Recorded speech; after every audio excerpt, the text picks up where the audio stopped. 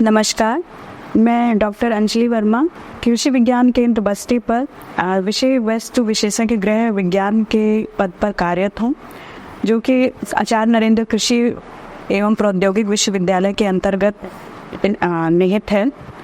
मैं यहाँ उपस्थित सभी किसान भाइयों, माताओं, बहनों, बच्चों से आज मैं स्वास्थ्य और पोषण के विषय पर चर्चा करना चाहती हूँ। हम सभी जानते हैं कि स्वास्थ्य और पोषण बहुत ज़रूरी है, पर किस तरह वो एक दूसरे से बंधे हुए हैं वो उस पर हमें विचार करने की ज़रूरत है। जैसा कि हम सभी जानते हैं कि 1 से 7 सितंबर तक पोषण माह मनाया जा रहा है, और आपके इस सन 2024 की जो थीम है कि सभी को पर्याप्त पोषण मिले।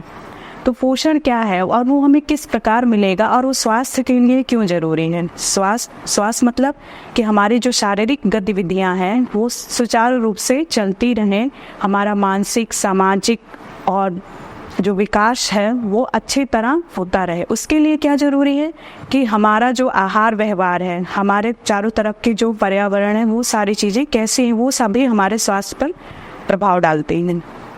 अब संतुलित आहार की अगर बात करें तो संतुलित आहार क्या है, जैसे हम सभी को पता है, अगर आहार तालिका की विवेचना करें कि हम सभी क्या एक नॉर्मल जो आहार है, नॉर्मल डाइट हम क्या लेते हैं, दाल चावल रोटी सब्जी।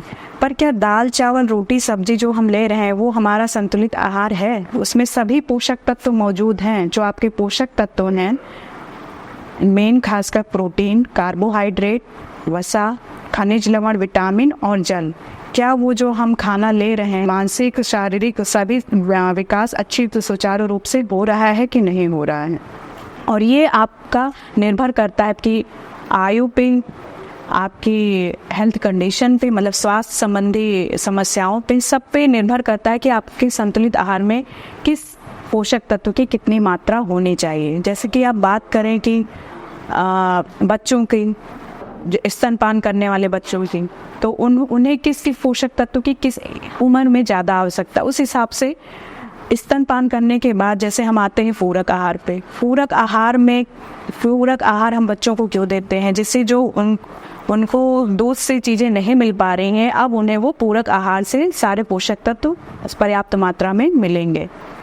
तो पोषण ये है कि हमारे शरीर में जितने भी खाना भोजन ग्रहण करने के बाद चयापचय की क्रियाएं या पाचन की क्रियाएं या निष्कासन की क्रियाएं जो होती हैं, उसके बाद जो शरीर को ऊर्जा मिलती है, ऊर्जा किस फॉर्म में मिलती है? भोजन के चयापचय के बाद जो गर्मी निकलती है, मतलब हम एक सरल भाषा में कहेंगे तो वो गर्मी जो है हमें ऊर्जा प्रदान करती है।